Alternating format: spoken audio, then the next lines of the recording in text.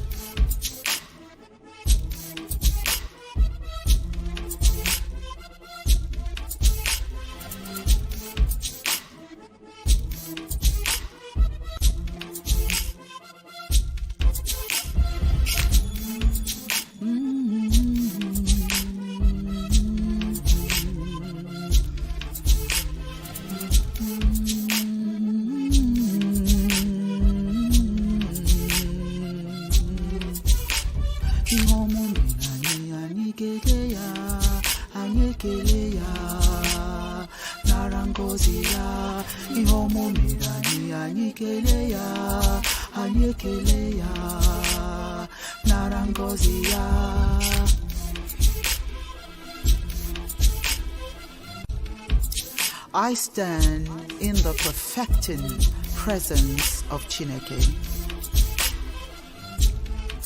Right where I am, Chineke is. Chineke is in the midst of me, creating divine order through divine love. I fear nothing, seen and unseen. All the goodness of the universe I claim this day as my divine inheritance. God is power, I am powerful. Chineke is peace, I am peace-filled. Chineke is truth, I am wrapped in truth, a manifestation of the divine.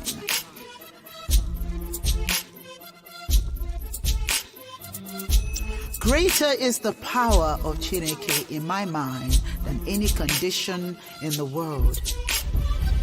Greater is the power of God, Chineke, in my body than any affliction in the world. The power of Chineke renews, reaffirms, reassures all that I am.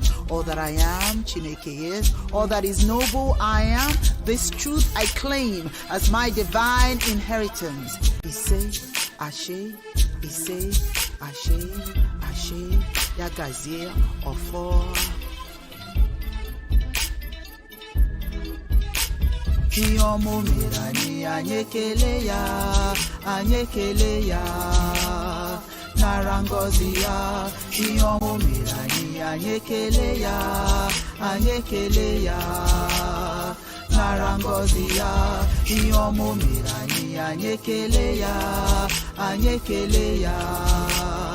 narangozi ya. Iyomo mirani anyekele ya Narangozia. Thank you, Mother, Father God, Divine Father, Divine Mother, for this wonderful opportunity that I call today. Thank you for giving me the opportunity to experience your grace. And that is the opportunity to inhale and exhale and do it one more time. I realize that if there's anything going on wrong in my life, as long as I have the opportunity to experience your grace, I have another opportunity to make everything right. Agazie, Ise, Ofo, Momo mirani anyekele ya narangozi ya. Iyomo mirani anyekele ya narangozi ya. Iyomo mirani anyekele ya narangozi ya. Iyomo mirani anyekele ya narangozi narangozi ya iyomomira ni anyekele ya narangozi ya iyomomira ni anyekele ya narangozi ya iyomomira ni anyekele ya narangozi ya.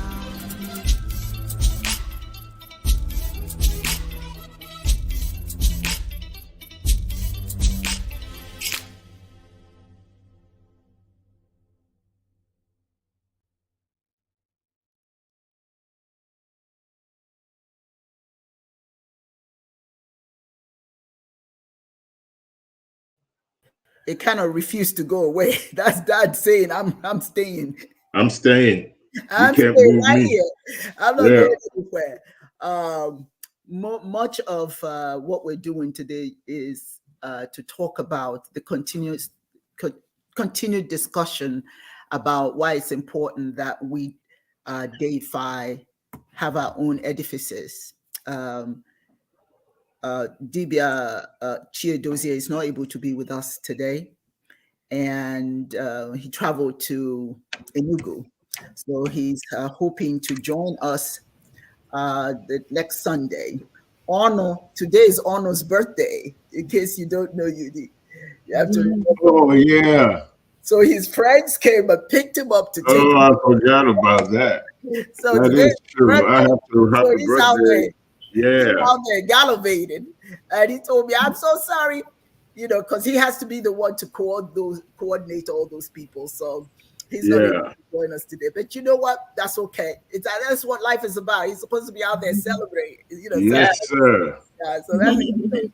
Yeah, I want to also announce something really important today. Our dear Charles Ikuna has now been promoted to the position of international liaison for Chiism. Yes, Charles. I'm so proud of him. Yes, Charles Ikuna. I tell you, in life, you find people who are dedicated. You don't find them amongst the most educated. You don't find it amongst the richest people. You find them amongst those with heart. And he does have heart. We are so proud of him. And we're going to make a big deal of him on a later show. But I know he's on right now. And we just want to let you know, Charles, we love you. We are very proud of you. We're glad you're on board. We are, Charles. Yes, he is. Yes. He's just awesome. He's just so awesome. And I just wanted him to know that. So anyway, today our focus is on why it is important for you to toot your own horn. You got to tell your own story. If you don't tell your story, somebody else is going to tell it, but not in the way you want it told. Somebody said, this was many years ago, everybody knows Miriam Makeba. If you don't, go and look her up. They call her Mother Africa. She fought from outside of Africa when they banished her from South Africa. And she went around the world using music to talk about apartheid in South Africa. But one of the things she talked about, and this is not a racist comment, it was just fact, she talked about who writes history. So I just want to play that, and we'll pick it up on the other end. They wrote. Now you don't expect people who came. I'm sorry, let me start it again. Ankara writes history. They came, they conquered, and they wrote. Now you don't expect people who came to invade us to write the truth about us. They will always write negative things about us. And they have to do that because they have to justify their invasion. We don't write our history. It has always been handed down to us orally by our elders. Of course, the white man came and he writes history. In fact, you don't know anything about any place until the white man gets there. Until the white man comes to any place, nothing lives. It's only when he comes and say, "Boof, I've discovered you," now you exist, which is ridiculous.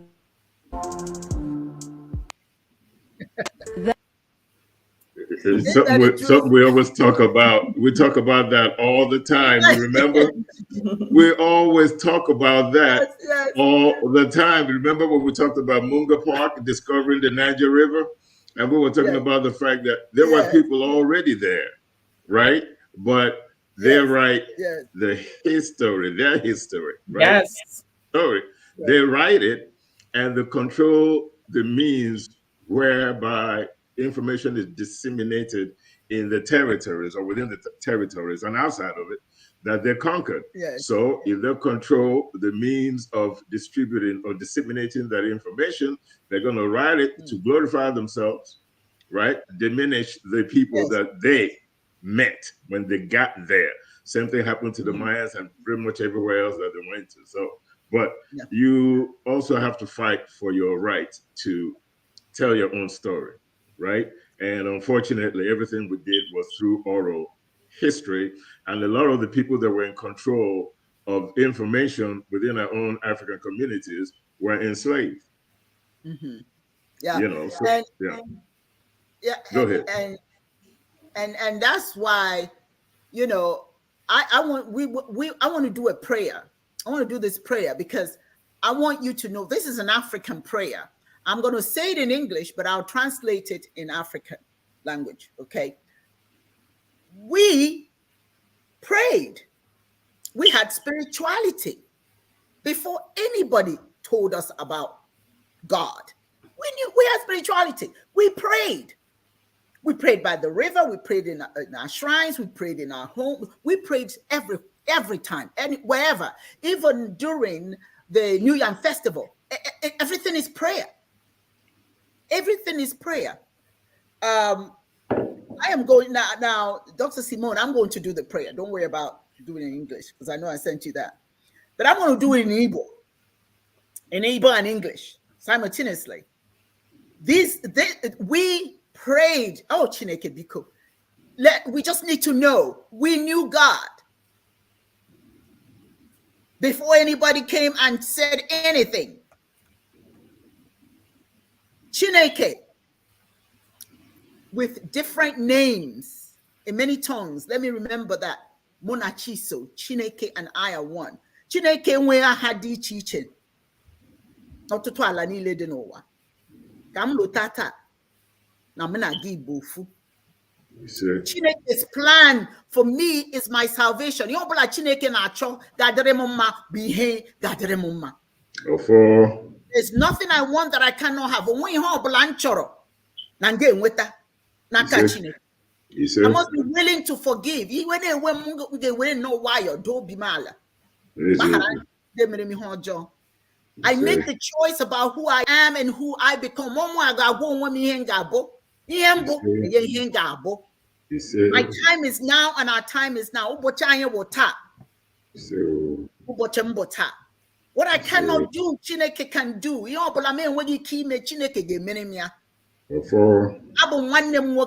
am my own brother. I am my own sister. Wherever I am, the light of Chineke is. That is my strength. She is my strength. She became. Eke is my peace and my love. Eke is bo. Obiomam ekebo onye na-enye m obioma na-ewedata obi m ma iwe na-ewe m. I will always be grateful for what I have. Aga m na-ekele Chineke mgbe niile n'ihe niile nwe.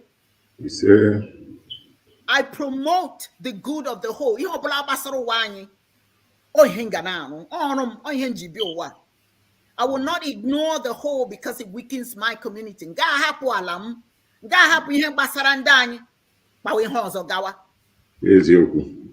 cannot forget the whole because it undermines the village and the family ties and destroys the spirit. I got me here basara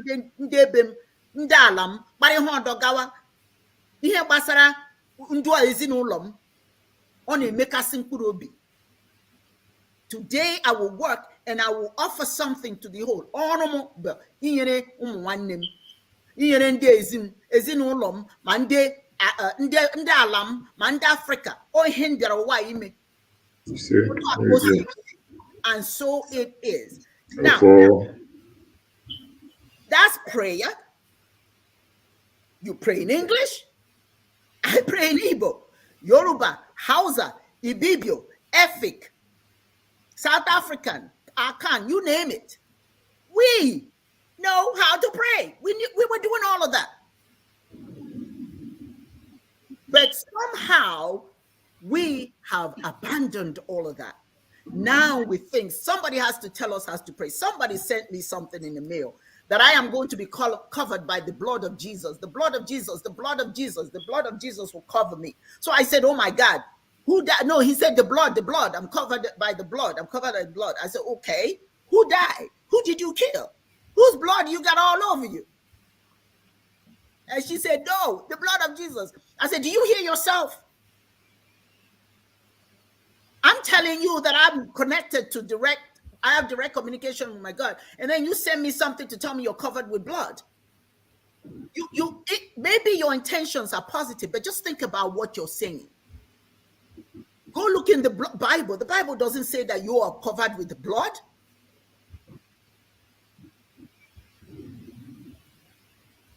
Why do we abandon Munachiso to talk about we're covered with somebody's blood? And even if that's the case, you saying that to me doesn't comfort me. All I think about the consequences of covering my body with somebody's blood. Sounds like witchcraft to me. That sounds like witchcraft to me.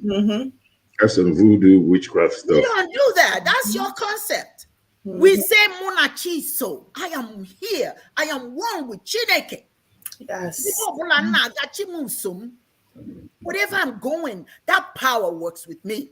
The power of chi is there. The power of a K is there. I need nothing. There's nothing I fear, seen or unseen. And you calling me with all that? African people must build their edifices. That was the conversation we started last week. And I just want us to kind of continue with that conversation. The title of our program is like, until you share your own beliefs and demonstrate your relevance, until you proudly raise that flag depicting who you are. Your existence is trivialized and your history is written by other people. And that will become your reality. That's what Miramakiba said. They come and they tell you what your history is. You had a history before they showed up, but all of a sudden you don't. Then they tell you, oh, we just found you. You just discovered how to breathe. You just discovered how to eat. You just discovered how to have children. You just discovered everything because somebody came on your soil. You weren't doing that before. Your ancestors were relevant. They were not doing all of that. Somebody had to come and plant their flag in front of your house and tell you, well, guess what? Now you exist. Before we discovered you, you did not exist. African spiritual flags must be raised high. We must enable Africans to rewrite their own spiritual history. I think that's the most destructive aspect of our well-being. That history, to regain our prestige and the privilege that comes with that, we have to begin. And don't be bashful. I know a lot of people that say, oh, well, when you start talking African, that's that voodoo thing. Well, they don't even know what voodoo is. It's not voodoo, it's voodoo. So anyway, I just had to throw that in there. So now let me talk about why it's important to have a spiritual place of worship. Call it whatever you want to call it. Last time we talked about churches, mosques, talked about what do you call it? Temples. That belongs to other people, but we have our own. Ours is the OBI OBASi. See, when you attend a function, when you go to something and it doesn't go well, you get irritated, you get mad, you get angry, and we start protesting.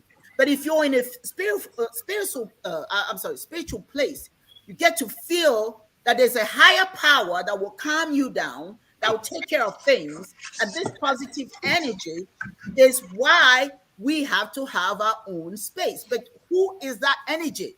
Who is that energy in that room? Right now, the energy in the room doesn't look like us, doesn't have anything to do with us. It's introduced. Okay? It's important to know that every place has vibrations. The Obasi, the Obi Obasi is our sanctuary, which has the presence of Chineke, the protection of Chineke in it. All the things that we talk about, there are tales that have to do with our people. A place is only relevant when it's relevant to the people that you're talking to the history you're telling. If you're telling someone else's history, then we're no longer participants. We are just, what was what I'm looking for? We're no longer participants. We're just observers. But when we have our own place, then we can hold our ancestors in awe. The images, whatever replicas of our ancestors, whatever it is we have in there, that is what gives us peace. Anything else, it's ridiculous. And I'll give you an opportunity to say something. But when I went to Umahia, there's a big church in Umahia. It was called St. Fimbus in Umahia. It is I remember that. I know it's the biggest church there. But let me tell you about this church. I took some African Americans home. I was excited to take them home.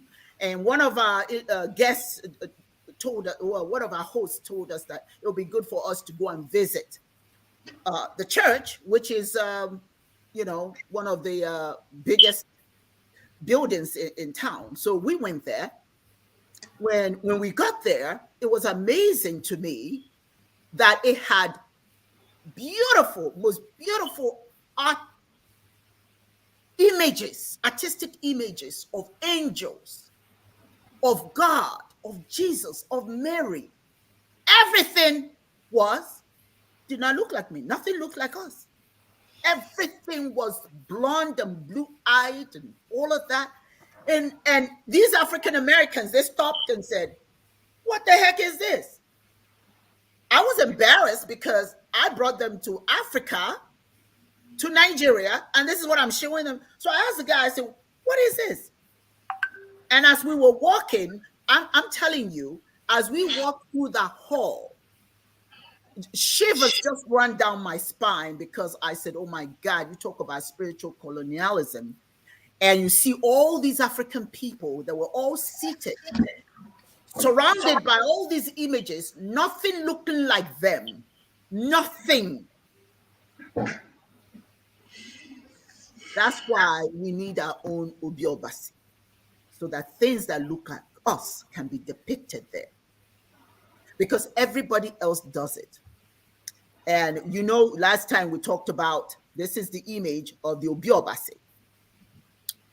The Obi Obasi, it has already started. As I indicated, Ono is not able to be with us today because they were supposed to talk about it. But we're excited. They've already started it. You can imagine what pride we can gain from going to the Obi Obasi and surrounded by everything that reminds us that we are good enough. This is who we are. So on that note, I'm going to invite both of you now to speak. Yudi, I'm going to invite you to add your thoughts to this conversation. Yeah, this is, I don't know, for those people that don't live in the United States, I'm going to bring up a comedian, Red Fox. And and he's got this show with his son, Lamont, right? And in that show, he's famous for this line. It's the big one. This conversation is truly the big one, right? Yes. Because it covers so many aspects of trying to tackle our mindset and what it is that we need to do, for both spiritual, economic, and quite frankly, moral opulence, right? Yes. To establish your own identity. So before I get off into this, let me just touch on a few things. And one of my heroes, Dr. Henrik Clark, you guys probably heard of him. Yes. Said that those things that sustained us before slavery and colonization must be continued, right? Yes. Yes. If you go to Brandeis University, I think it's in Washington, D.C., it's a Jewish university. You'll find that it's a university founded by Jews for the best interest of Jews. Yes. And that it will stay that way. Now, if you want to attend the university the way it is, it's all fine and good. But if you want to change it, let the doorknob hit you, and you know the rest of it. They don't change one iota to suit anybody, right? Then he talked about when he was a king, when he was a kid, they used to, you know, they're rowdy in the neighborhood, and they used to really get into fights and all that. And at one time, they beat up this white guy. And when the police came to investigate what happened, they blamed it on this fictitious character called High John the Conqueror. Right? Whenever you ask them, they say, hey, we don't know anything about it. This guy called High John the Conqueror is the one that came in here and beat up this guy. And the cops believed it. And the people in the neighborhood believed it. And at some point, everybody started looking for High John the Conqueror. The point I was trying to make was that people tell stories that make them feel good about themselves. That's right. All people tell stories that make them feel good about themselves, but we tell somebody else's story. We haven't told our story yet. And through these edifices, you get to tell your story.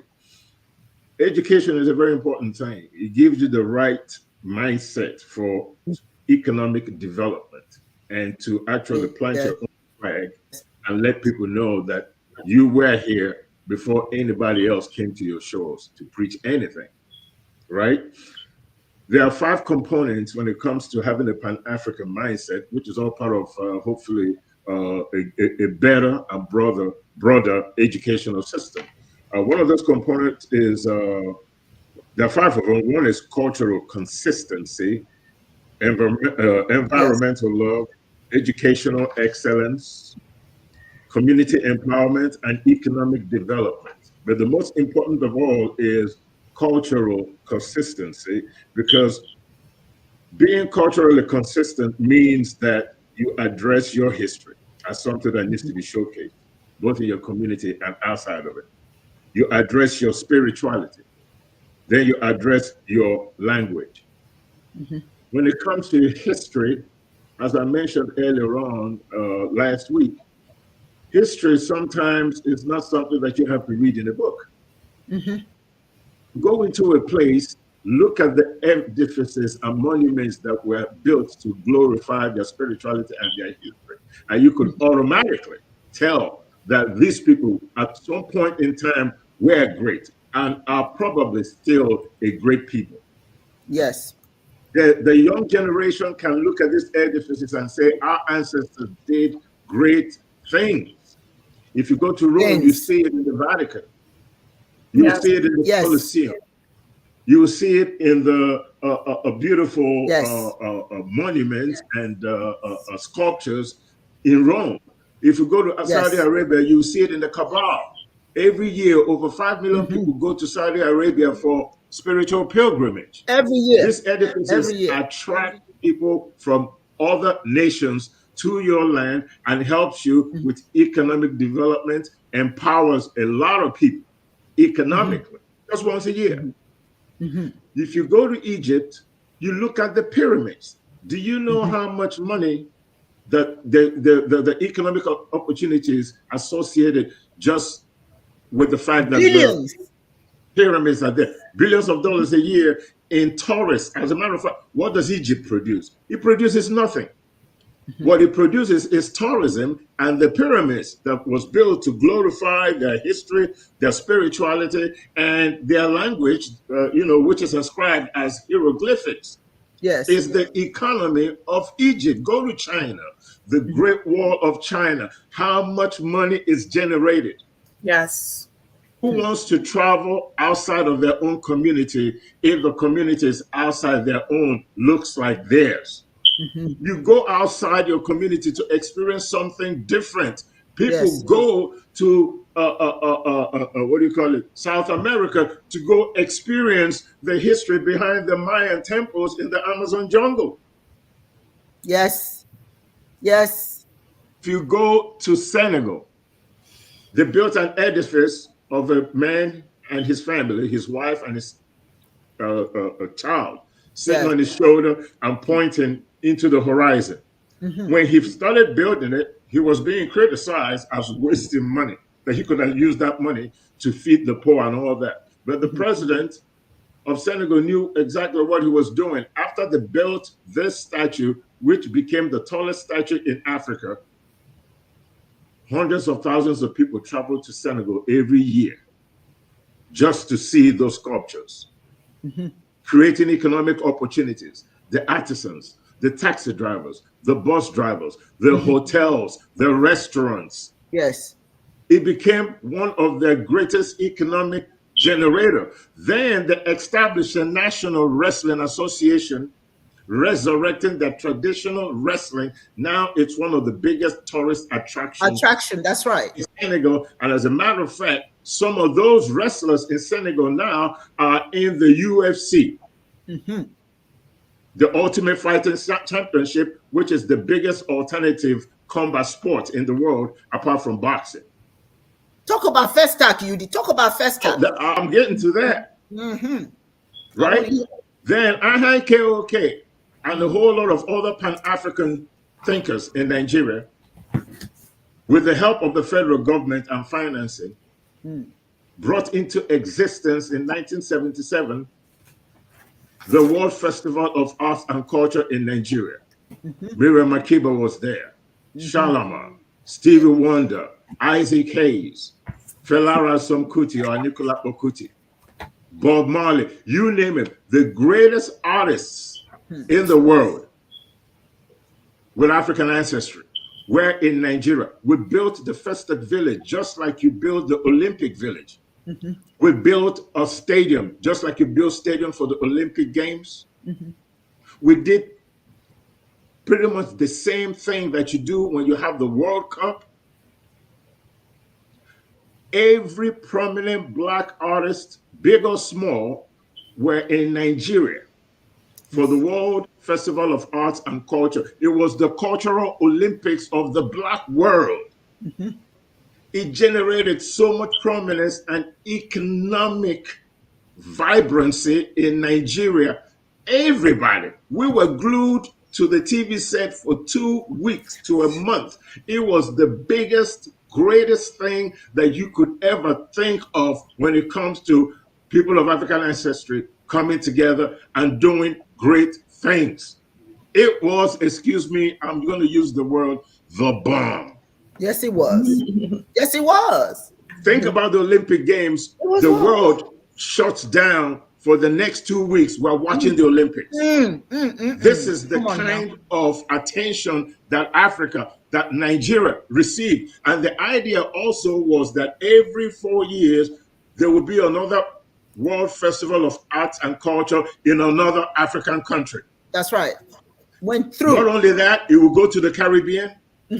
Just like you vie and bid for the Olympic Games to come to your country, you will vie and bid for the World Festival of Arts and Culture to come to your own country. It was the biggest thing. African culture, African religion, spirituality, economic development, anything that you could think about when it comes to Pan-African way of thinking and nation formation, nation building, and nation management. We have professors from all over the world lecturing on African culture, African history. It was the brainchild. It was what was going to give us the kind of dignity that we needed to unify people of African ancestry all over the world. We did it one time in 1977. After that, we didn't do it again. What a loss. Just think about canceling the Olympic Games forever and what would happen to all these young people that have all these aspirations to be great, suddenly find themselves being cut off at the knees. And the reason why the first act failed to continue was because people like Cardinal Arinze protested. The church saw the Black Olympics, Cultural Olympics, as the work of the devil. Vatican got involved. They canceled Festac. Of course, mismanagement also came into being, but the main gist of why it was canceled was because the church protested that the Black Cultural Olympics was an evil attrition. Yes. And that was it. Can you imagine if we had sustained this exercise? Oh my God. Oh my God. Can you think about edifices, understanding that these edifices promote our history, it promotes our spirituality, it promotes language. Just like we always say, we have all these Black universities all over the world, but none of them teach in any African language. We have no textbooks in African language. Most of our, the only place that you might find something in African language is in literature, where some of these writers that are African-centered in their minds decide to write a novel in African language. But we don't have any books in mathematics written in Bantu, in Igbo, Yoruba, or Zulu, or Mandingo. We don't have any book in chemistry. We don't have any book in geography, geometry, physics. If you go to Europe and you go to France, their books in chemistry is written in French. You go to Germany, their book in physics is written in German. You go to Japan, it's written in Japanese. No such exercise exists in any African country or community globally. And that is because the most important aspect of culture promotion and having an Pan-African mindset, which is cultural consistency, is lacking. And if you don't, as the first step, promote cultural consistency so that we could build these edifices, promote our history and our spirituality so that the rest of the world can have pilgrimages to Africa, so that Africans in diaspora can come to Africa and experience something that elevates their mind. Not come and see what they already have here. Thanks. I'm going to come back to you, Yudi. Excellent, excellent. Yeah. I'm so glad that you took the time to go over the Festac, okay? Yeah. Because that, to me, was the worst thing that happened to Africa, was the Festac leaving. It was terrible. That was the worst thing. Okay. It was terrible. So I don't know. You guys forgive me. I don't know what's going on with the internet. It's we're kind of freezing here. Yeah, you're frozen right now. Okay. I want to give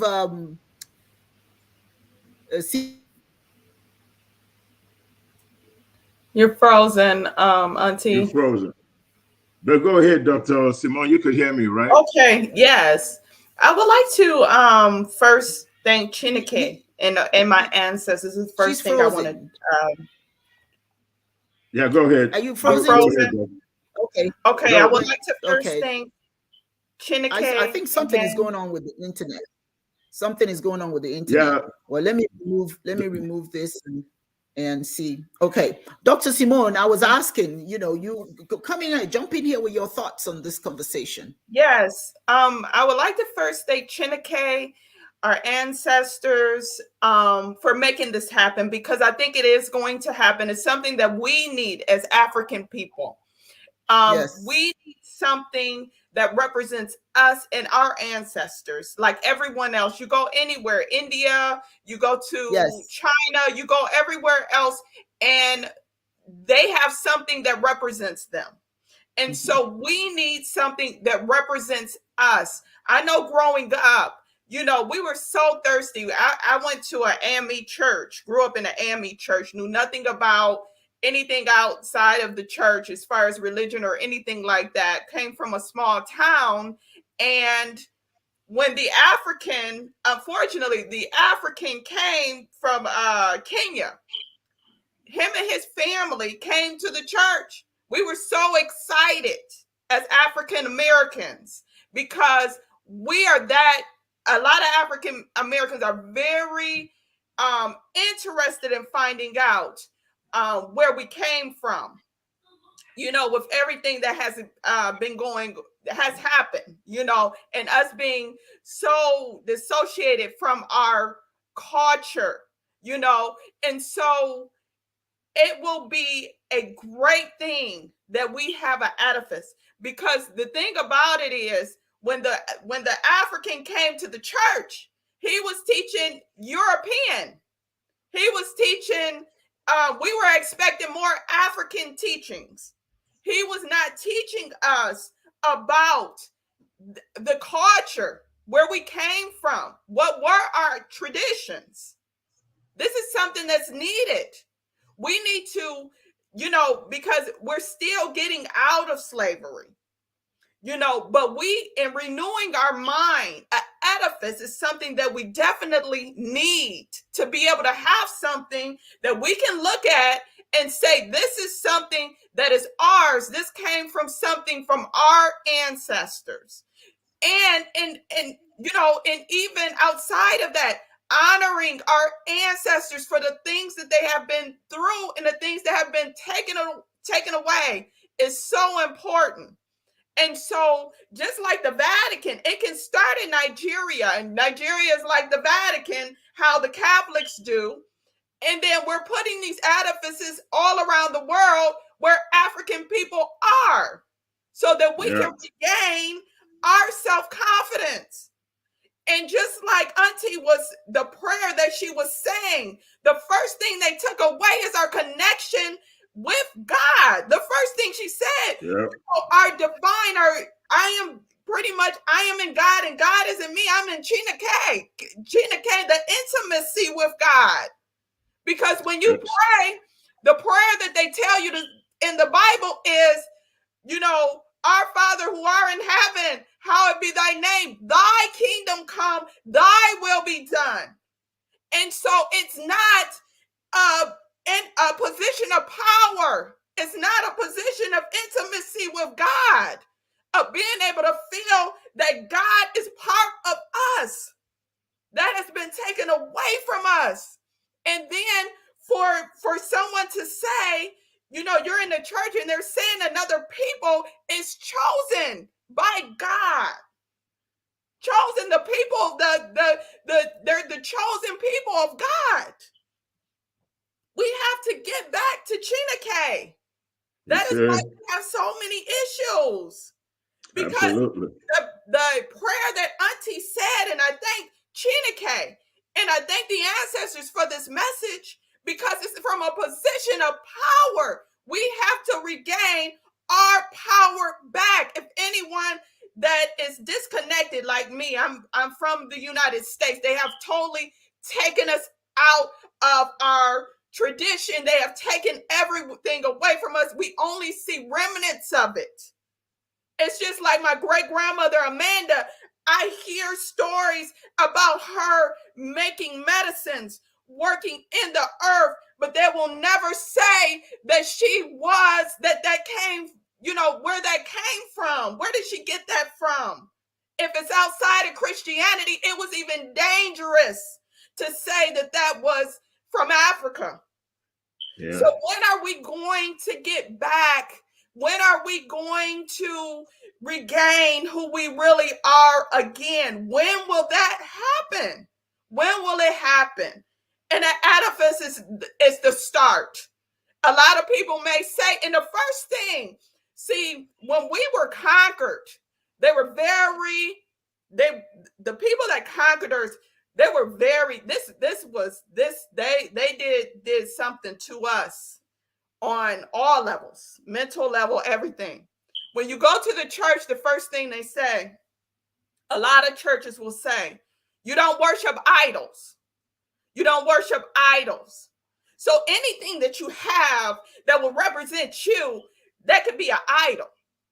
So that's one of the ways that we were you know, taking the things that was for us in representation of us, we were, you know, taken away from that because, oh, that's an idol.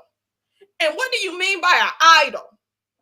But it's not for the Christian church. You can have your crosses, you can have your candles to all of Virgin Mary. You can have the Mary, you can have all of those things. And I know some people, they're not there because they put so much fear in our people. Yes. That is away from where we originally came from, that they are in fear. My family alone. My family alone is in fear. I was telling Auntie, I have an aunt. I'm at the African American Festival. She's looking at these face masks. These divine spiritual face masks. These are things that gave us power. She's scared of it. She said, "You're not scared of those." This is why we need the education, and we need the structure. We need to be able to see.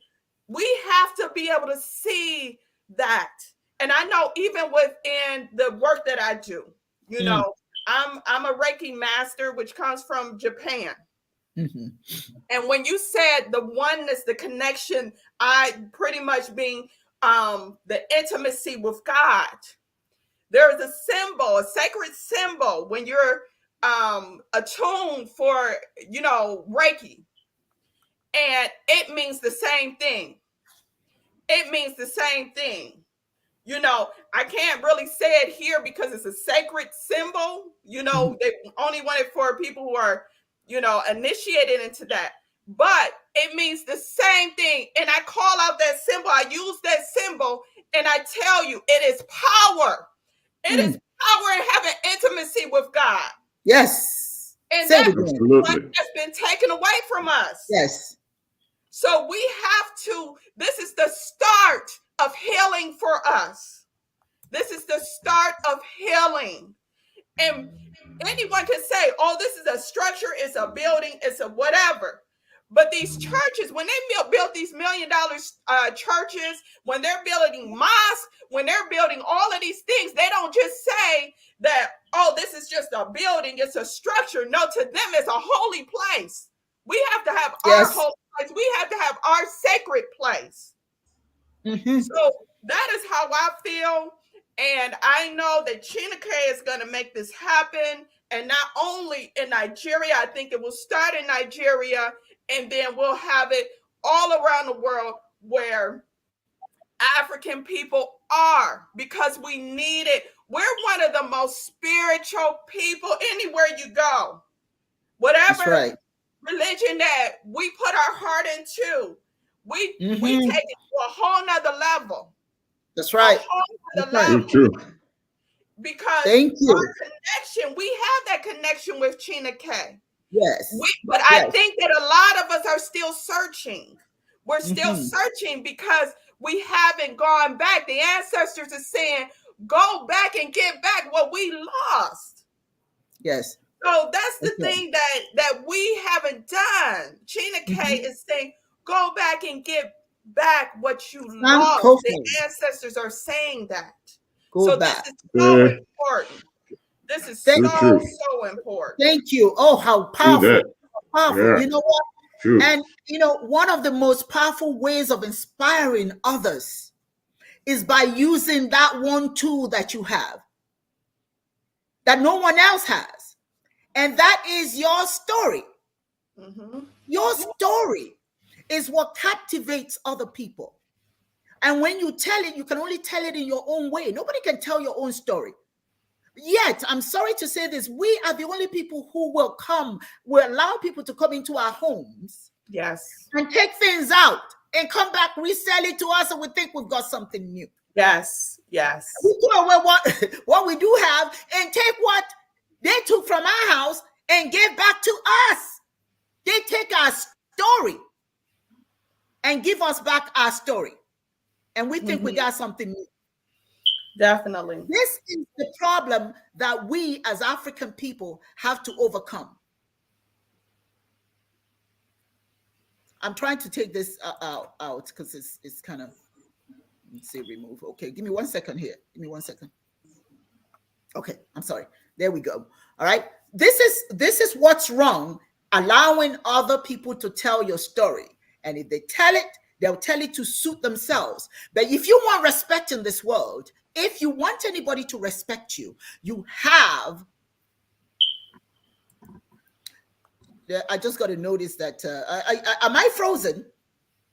No. No, but the middle of the screen. Yeah, you were trying to do something in the middle. So go ahead and get us out of the mode that you're in right now. And just put us on the screen. So that way we is not doing well. We don't have an empty space in the middle of the screen. Can you guys hear me? Yes. Yeah, we could hear you. Go ahead and just bring us back we have a pause here. Yeah, just get us off this mode. There you go. Put us back into regular mode. So that way, we don't have to deal with the freeze in the middle of the screen. Well, she's going to come back. But while she's trying to sort this out, one of the benefits of having Festac 1977 and what scared the rest of the world was how people of African ancestry, the diasporan Africans and the Africans in the mainland were able to come together. That scared the heck out of them. Yes. Especially the Christian church. The Muslims didn't really, it didn't really bother them. Mm-hmm. It really didn't, because their spiritual tradition is just something that is totally different. The way they see the world and what they do. So they weren't concerned with that, because as far as they're concerned, they got theirs already. They don't consider us a threat, because even though Mecca doesn't recognize Black Muslims as true Muslims, but you are still part of their spiritual traditions. So as long as they had all these people in Africa and all over the world that were Black that are part of the Muslim faith, that was all right by them. But the idea of Festac provided such a weapon, or should I say, a venue for unifying people of African ancestry that it scared the Christian world. Yes. Yes, just couldn't deal with it, because Festac was promoting religion, spirituality, history. It was promoting everything that they took from us. Yes.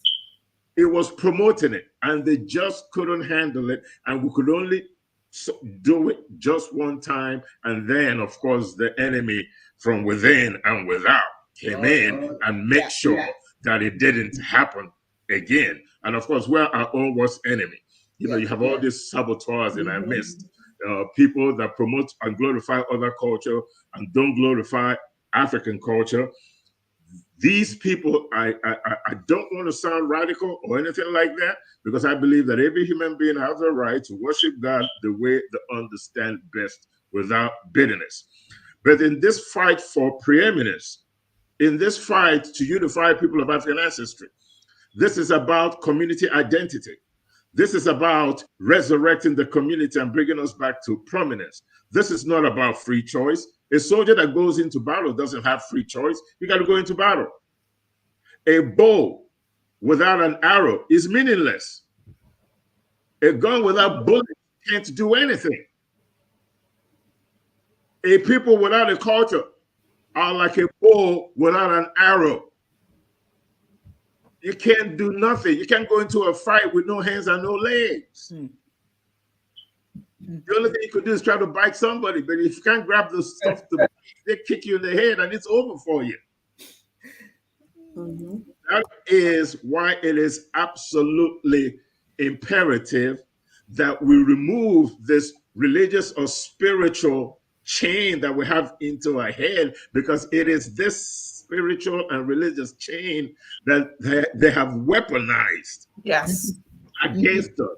It is this religious and spiritual chain that has sucked our identity. We are no longer Kunta Kinte. We are Toby. We are no longer Ngozi. We are Blessing. We are everything that doesn't identify you as an African is what they have put upon us. It is how we identify ourselves in the names that we answer: Mike, Peter, Charles, Paul. You cannot go to China and see somebody born in China primordially that goes by the name John. It's not going to happen. Go to Japan. Nobody born in Japan that I know was called Simon. Yes. But go to Africa. Your name is Monday. Sunday. Sunday. Tuesday, Wednesday, and Thursday to boot. Anything that makes African name or spirituality, anything that is culturally relevant to the African has been demonized. Yes. And we, the Africans, are the worst culprit. Listen, I understand what slavery did to the African. I understand what impact it had in our communities. This is the 21st century, and because of the lack of, an incessant educational system that promotes our culture, tells our story, what happened to the African, we have now become our own worst enemy. The corruption in our community is the worst in the world. Self-hatred is the worst in the world.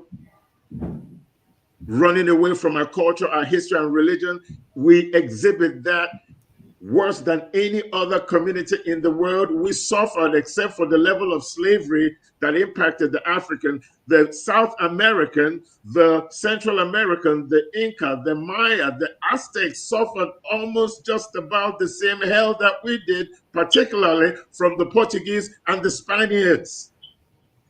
They're going through the same thing that the African communities are going through. South America is nothing but Catholic, so they've forgotten their great Mayan, Incan, and Aztec history. They don't promote anything South American over there. All they promote is the Catholic Church. They have been dehumanized. They have been turned into puppets of religion. And it is no wonder why South America is not as developed as North America, because of lack of cultural consistency. Africa is not as developed as the rest of the world. We don't think about the community like we're supposed to think of. We're not our brothers or sisters keepers. We don't have any self-love because we have been pulled away from our history, our culture, our traditions. And those things that were communally relevant to us has been totally wiped out. That is why Africa is not developing. Corruption in Africa is so. We went to Nigeria last year. I'm telling you, I just about lost my mind just going down the street and looking at Africans on Sunday, Monday, Tuesday, and Wednesday, morning and night, walking around like zombies. It is the most shameful thing you will ever see. And the moment you talk about anything African, they label you a witch. People get burned in the street as witches, all because you say something relevant about African culture. We like to wear the nice clothes and run around here with the jewelry, with the big headscarf, and wear African clothing. But we're wearing it in church on Sunday. Yeah. That's what we're doing. These same people wearing those African clothes, the moment you talk about Chineke, they will say, yeah. But when you talk about the aspects of Chineke, for example, if I talk about Fejoko, it's witchcraft. I talk about Kamalo, it's witchcraft. I talk about Ekuruchi, it's witchcraft. Imomiri, it's witchcraft. Ikenga, it's witchcraft. But if I say St. Paul, St. Peter, St. Ambrose, Jesus, Moses, Abraham, oh my God, this is God of all the gods. Divya, let me ask you a question. How would you, what do you think will happen if I walked down the street in on an African street covered in blood? Man, they will string you up right there and call you a witch and you're dead. That's it. It's over for you. What happened to me? You'll be murdered. You'll be castigated. You'll be castigated. You'll be totally separated from everything else, labeled or heathen, whatever, it's pagan. Name you it. don't even understand. Name it. You will be an outcast. You will be a witchcraft worshiping. They will label you everything under the sun that is evil. But yeah, they tell you to drink the blood. They tell you, oh, it's about the significance of drinking the blood and eating the flesh. Really? But just let me say that. Just let me try and say that. Let me If try I and preach say as that an to African somebody. and say the same thing, that I'm drinking the blood of Chineke and Yes. eating the flesh of Chineke, you're going to think that I'm some kind of werewolf or something. Yes. Mhm. Yes. If I do the same thing, the same thing, you go to church, you see the birth of Mary. You Yes. see the birth of Jesus Christ. You could see the birth. If you're in a Catholic church, it could be St. Patrick. You have St. Patrick's Day. You have the Christmas Day. You have the crucifix on your around your neck. You use all these symbolic Yes. effigies to symbolize some kind of spiritual aspect of Christianism, and you call that godly. If I do the same thing, if I have an image of Fijoko, if I have an image of Ikenga, if I wear an image of Kamala around my neck, then you say it's witchcraft, but you're wearing the cross. The Muslims are not accusing me of practicing witchcraft because I'm talking about African culture. The Muslim, I'm not trying to glorify them because they got their own issues too. But they're more interested in if I treat them with the same respect that I expect them to treat me. Then, of course, the religion has been politicized for power purposes and economic purposes. So you now see all the violence in the different sects. But true Islam, true religion is simply about any religion that preaches love, gives love, and practices love, and has tolerance for other points of view in terms of how you worship God, because we all have the same purpose, which is to decipher the mystery of Chineke. Any religion that preaches love and lives love is a true religion. If you don't preach love and live love, if you don't, how do you say, aspire, to be tolerant in your religious and spiritual worldview, then you're not a true religion. So people can read the Bible up and down more than want to. You could read the Quran. You could read the Torah. You could read whatever you want to read. If you have no tolerance, if you don't believe that every people, and I'm using it generally from a communal perspective as opposed to a personal, right? Because this is spiritual war. This is about resurrecting the greatness of Africa so that we all can truly be educated.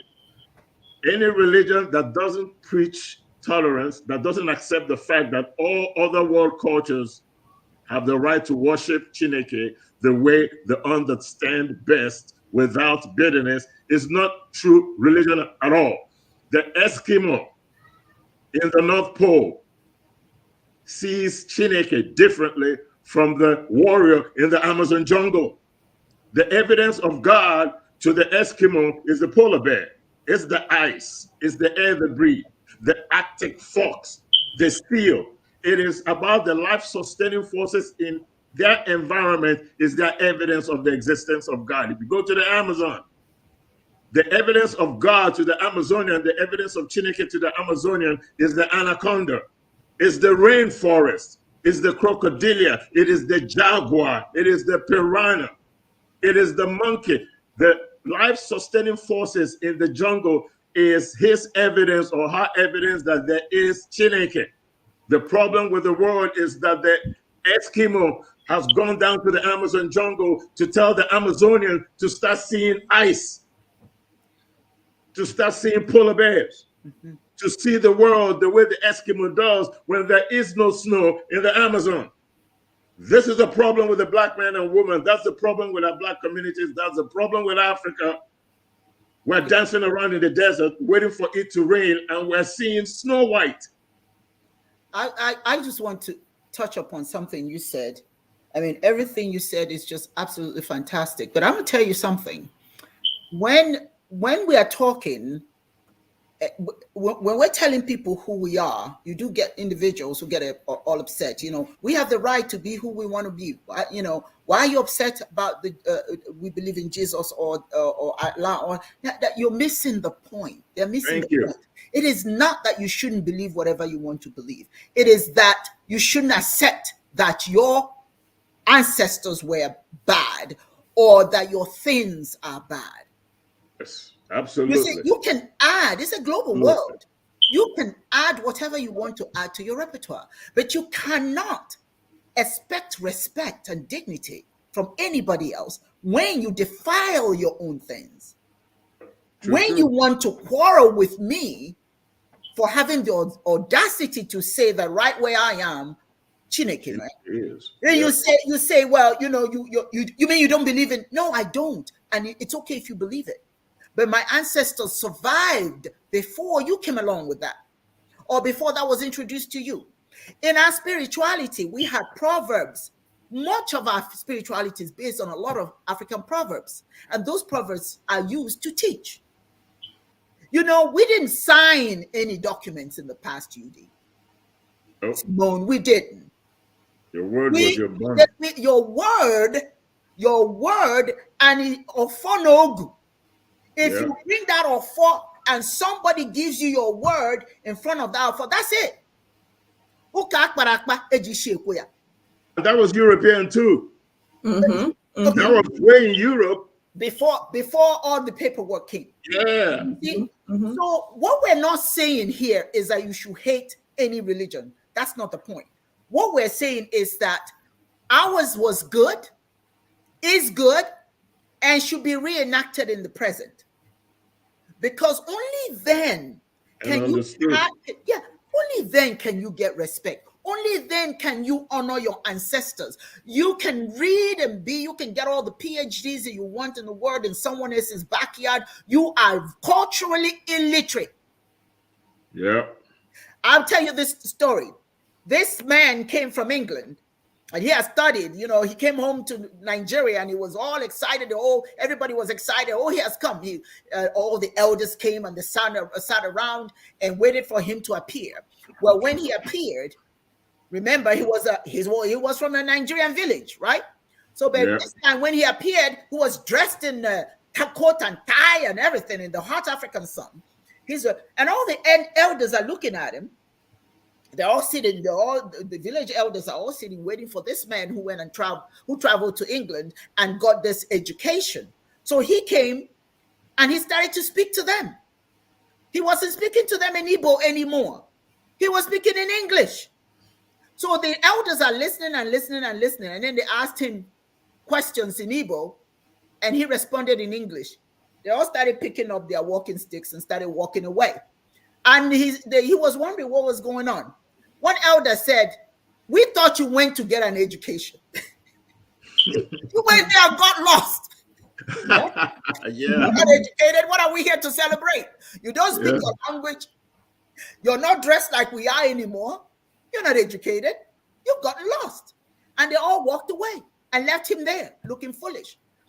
It is not education if you can regurgitate someone else's way of life, but you don't know yours. And I said it last week. Mm-hmm. You cannot speak of someone else's life and culture, but you can't speak of yours.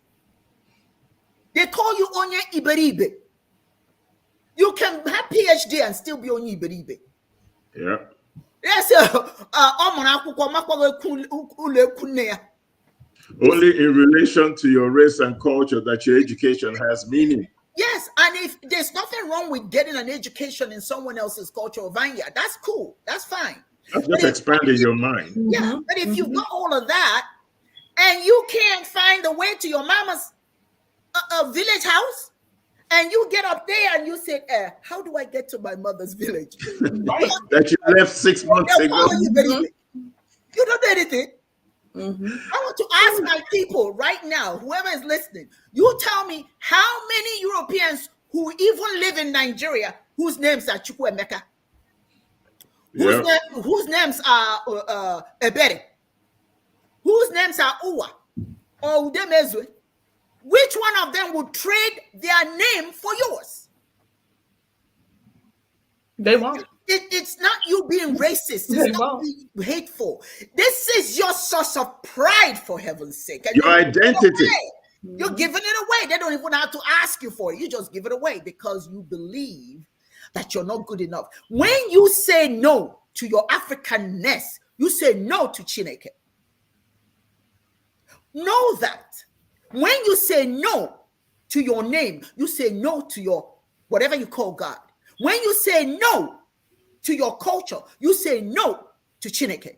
Anytime you reject anything that is a part of you that was handed down to you by your ancestors, let me tell you, you are saying no to the Creator. Yeah. So you can go to any church you want. You can carry your Bible, your Quran. You can take whatever you want to their churches. But I'm telling you, you are not saying yes to God. You're saying no to God. Because although you can go and learn, and it's perfectly okay to go and learn, but you must hold on. Hold on to your own things. When this ground shakes, we need to be able to go somewhere. But if we go back to Africa for any reason whatsoever, and we don't know nothing. Now, one more thing, and I'll go to you, Dr. Simone. One of the things that our people need to stop doing is start fighting over which of our cultural religion is the real religion. There's no such thing. Yeah. They're all relevant. They're all relevant. Man is a product of his environment or her environment. Anything that you learn, for the most part, comes from your environment.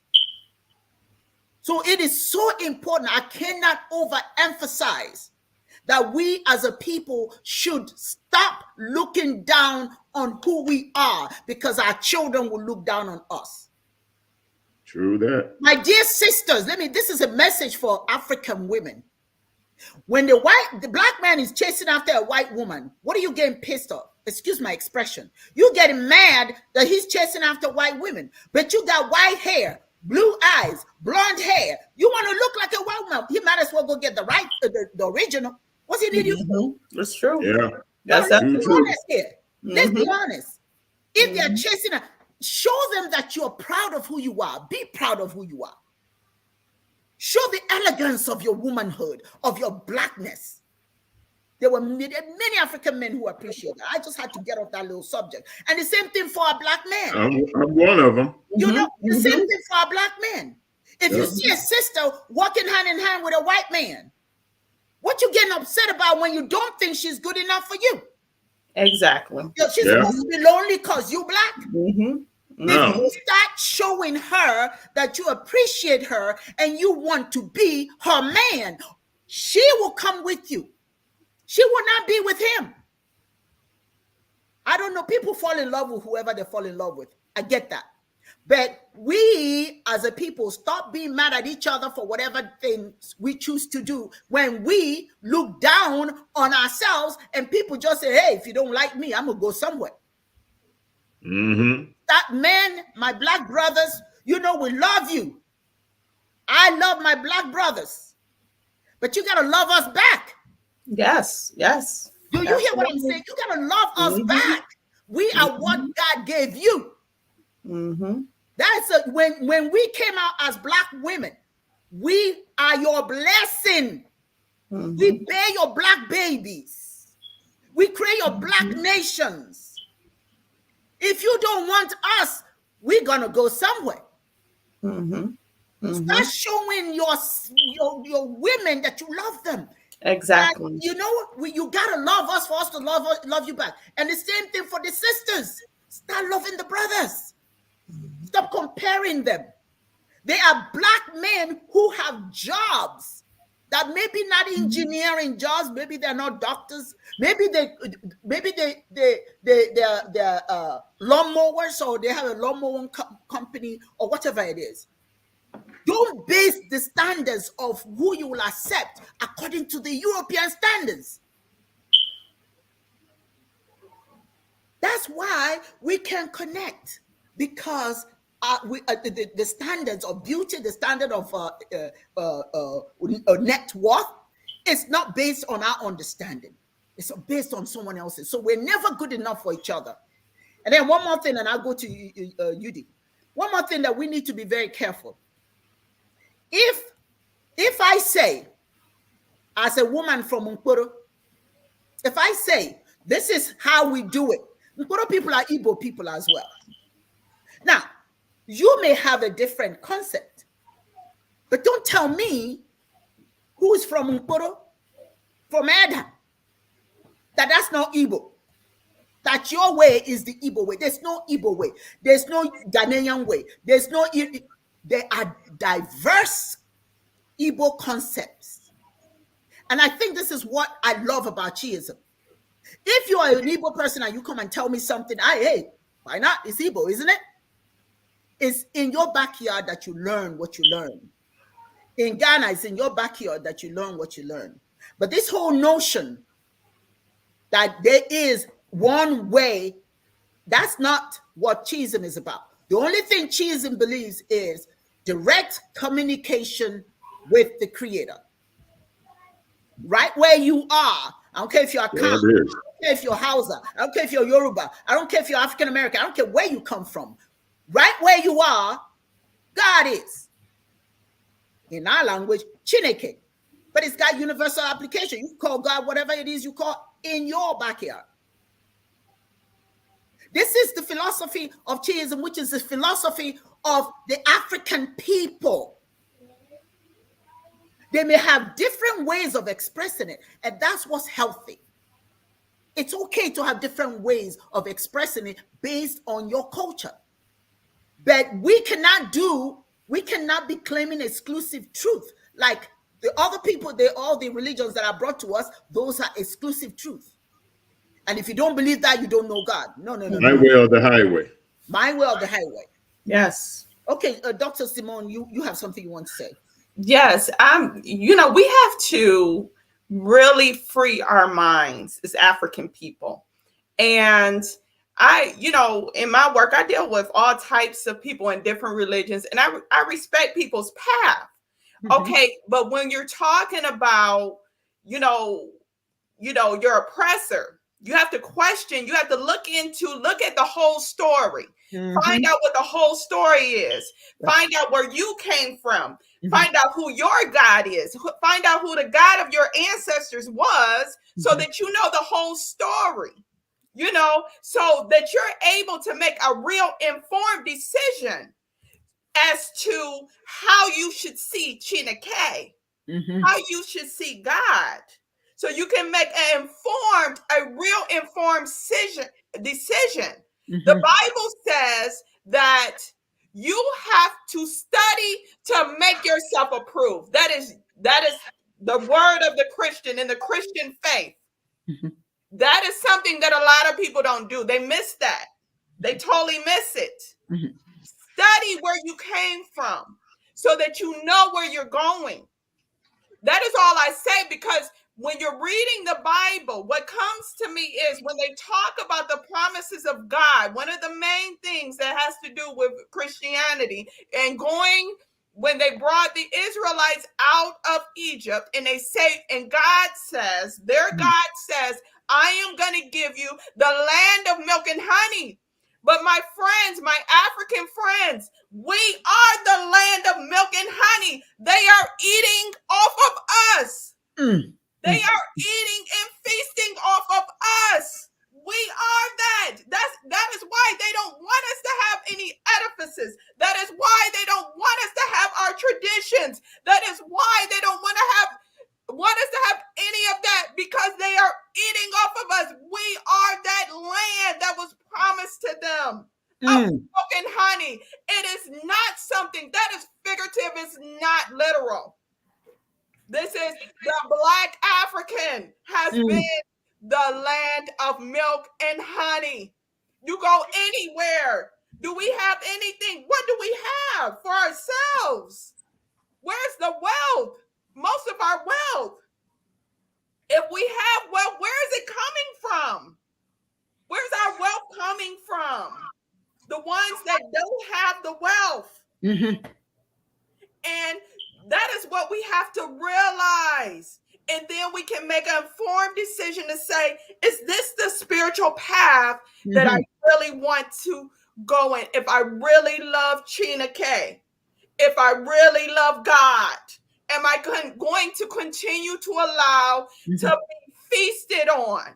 Just like they talk about the eating of the flesh and drinking of the blood. Am I going to be feasted on? Am I going to be that blood and that flesh that they continue to feast on? Will I allow myself as an African to do that?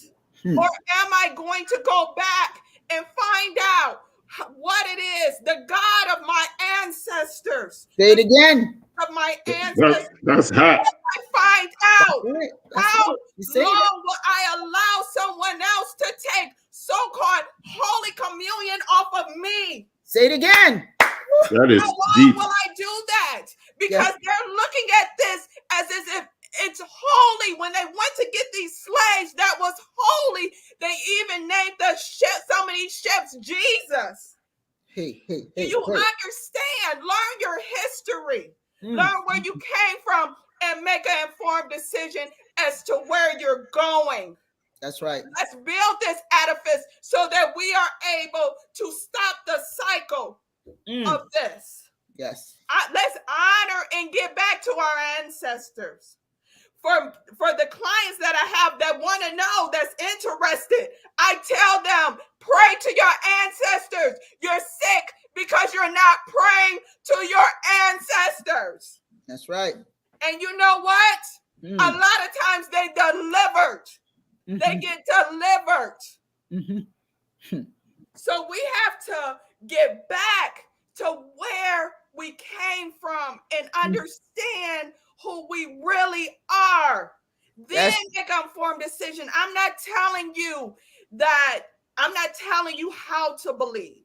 I'm not telling you what to believe. I'm not saying what you believe is evil.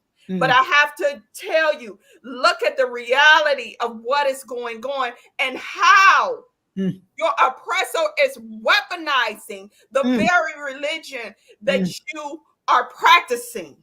You have to understand that, because even in reading the Bible, there are good things in the Bible. Yes. There's a lot of good things in the Bible, but there's a lot of things that is not for you as an African. That's right. There's a lot of things that has been weaponized against you as an African. Yes. You have to understand that. And you the story have of Ham. How it has when it says, with the slave, your slave master. You have to honor your slave master or something like that. Oh, yes. You have to understand where you have been weaponized. But we are that milk and honey for our oppressor. You got to understand how they have made it right for them. Yes. And it's not even coming, it's been so many generation after generation. Yes. That a lot of people, it's ingrained. I even had a white friend that told me, she said, I'm sorry, but I do think I'm better than Black people. I do think that, because I learned that from when I was a young child, that we're better. She said, I don't know how to get it out of me. Wow. And just being honest, but she wasn't just speaking for herself. She's speaking for a lot of other people that just do not have the nerve to say it. So we have to, like Auntie was saying, in order to get respect, we have to have our own. We have to respect our own. Even if you say, well, I don't want to be a part of African traditional religion or spirituality, but you should be respecting it. Yes. What Native American doesn't respect their tradition, even if they are a Christian? That's a key. What Native American have you seen that puts down their traditions? I haven't seen it. Not one. No matter what. As a matter of fact, Ashe. That's she just powerful. Took my breath away with that one. Powerful. Much respect. Now I say this to you. If onye na-achọ ka ọ ga-afụ, they say it different ways. What you seek, so shall you find. We cannot find dignity by having that ring around our minds, our heads, and somebody twists it to the right, ouch, it hurts. Twist it to the left, ouch, it hurts. But we don't realize we have hands, that we can take it off. We just let it stay there. It's like when you have a dog and you have a leash on the dog and that dog is tied to a tree. And you let that dog be tied to that tree for a while. Sooner or later, you take off that leash. Watch what happens to that dog. It will not move. It will stay right there. Because it's been conditioned that it doesn't have the power to move around, that leash is still there. Most of us are still walking around with that leash. Yeah. We don't see it on our hands. We don't see it But around. it's there. But it's certainly around. We talk about ring around the head. We must, and I'll come to you in a minute, Yudi. We must start respecting ourselves. Ugu bunkwaita nkwaita. Hello, man. Ugu bunkwaita nkwaita. Respect goes both ways.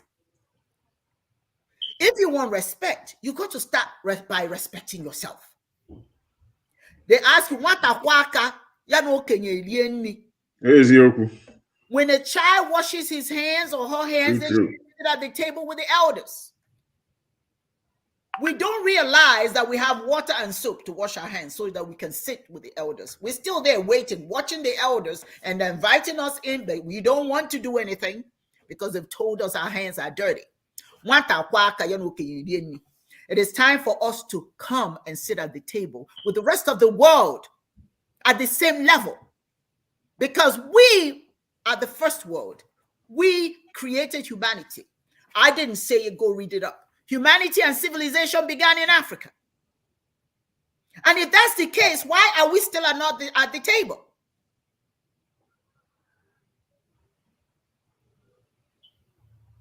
We must, when you see a black man, see a powerful soul.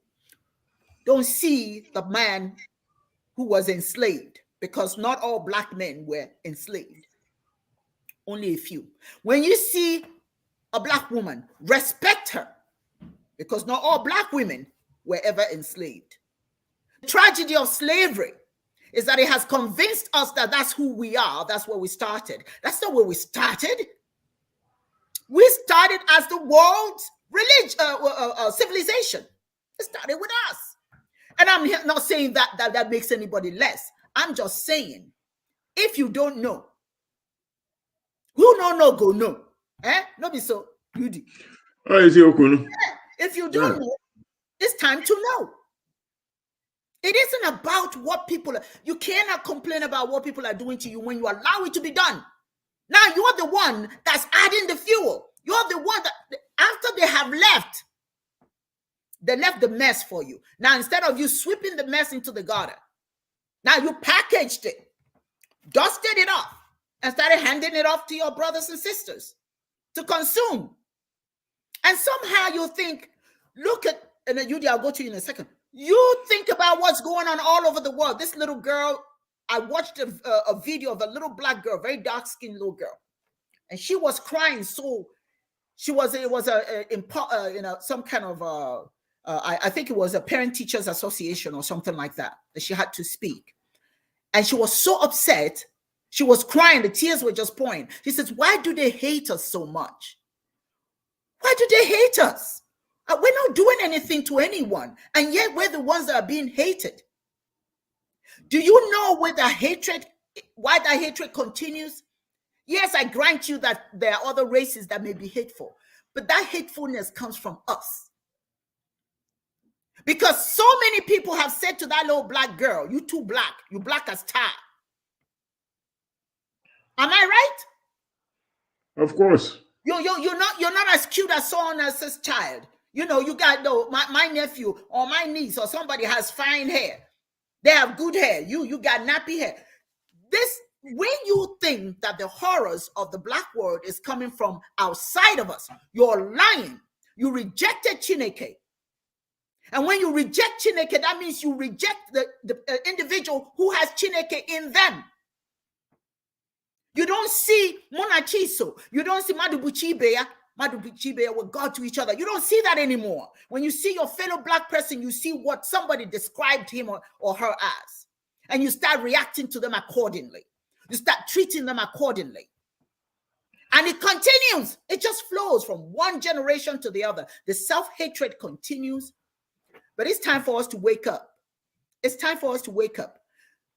Yudi, I want you to, I'm going to give you 5 minutes because I want to now I want us to go into talking about what people can do to help us in this project. Okay, with this project. Go ahead, Yudi. Well, it's all about the mental health of the African, as you alluded to. Yes, not all of us were enslaved, but most of us were colonized, right? Mm-hmm. So either way, you're getting it. You know, the Belgians in Congo, mm-hmm. they weren't put on the boat and brought to the Americas. They weren't part of the Middle Passage, but it was hell out there. King Leopold of Congo, mm-hmm. amputation of 2 million Africans, all because they didn't meet the quota that was set for them mm-hmm. in the mines to mine their minerals. Their arms or their legs were cut off. Oh yeah, we may not all have been enslaved. We sure as hell were all colonized. And today you can see it in the mental state of the African. But you got to at least appreciate your history. You may not appreciate your history from where you were before slavery and colonization, but you could at least appreciate the history of slavery and colonization, because that pretty much gives you a roadmap to how you got into the condition that you find yourself in today. Well, self-hatred and your inability to tell your own story and appreciate who you are and your contribution to civilized behavior. You could at least understand mm-hmm. the corruption in a community, the lack of self-love, the self-hatred, why we're not our brothers and our sisters' keepers. We can understand why we're not keeping up with the rest of the world, why we have a car manufacturing company in Nigeria that builds quality cars just as well as the Japanese do, but you prefer to buy the Japanese Toyota than buy the one that will produce locally, that will create employment in your environment and bring you up to par with the rest of the world. We want to dine with kings, but somehow we end up the dog underneath the table waiting for scraps to fall down so you could eat it. Where you have the ability to sit on the same table and dine with kings, because all the kings at the table have one thing in common. They are all culturally original. That's right. Appreciate their religion, their spirituality, their culture. And when they tell their story, they tell it from that perspective. They don't tell it because they were the ones that developed the, what do you call it? Is it stethoscope or whatever? They don't do it because they are the ones that built the car. That's not what they're bragging about. They're not bragging because they built an airplane. Yes. We know Europe because of one thing only, Christianity. We know India because of Hinduism. We know Japanese because of their Shinto. We know the Jews not because they built the atomic bomb. We know them because of their Torah, their religious culture. Moses, Abraham. That's right. Solomon, Gideon, Samson. That's what we know. We know about the Muslims not because of their desert. Because of their religion, Islam, Muhammad. That's how they tell their own story. Say it again. You know of every community in the world for one thing and one thing only: cultural promotion and spirituality. That is their identity. But every time you talk about Africa, we never talk about ourselves from that perspective. We don't talk about our contribution to humanity, what we contributed to civilization. We don't talk about the fact that Zeus had to come to Ethiopia to dine with the Ethiopians. We don't talk about the fact that it was the black man and woman that gave the world a conscience. Spirituality started in Africa. Lucy is African. And Lucy and her descendants were engaged in spirituality and religion before the migration to Europe, before the migration to China, to the West.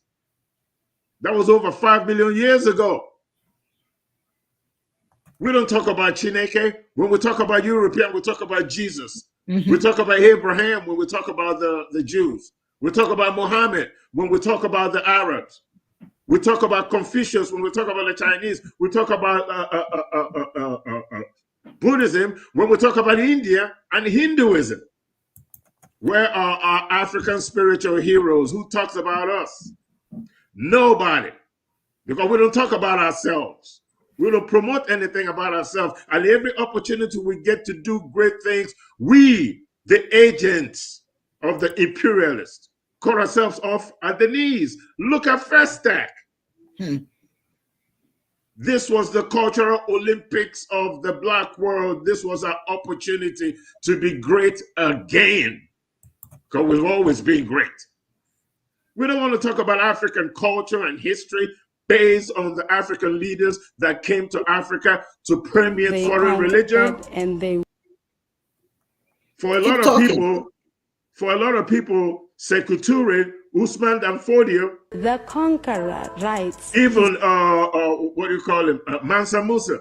To a lot of people, they are heroes. They're no heroes of mine because they propagated Islam. They are part of our spiritual brain drain in sub-Saharan Africa, in the savannah. Yeah, they did great things, but in the end, what did they promote? Did they promote Chiism? Did they promote Chineke from an African perspective or context? Was the university in Timbuktu teaching about African religion and spirituality? It talked about Islam. It was part of the spiritual weapon used to enslave the minds of the African. And in Africa today, religious conflict in Africa is not fought between people that are adhered to Urubila. It's not fought between people that are adhered to Chiism. It's not fought between people that are adhered to any traditional African religion.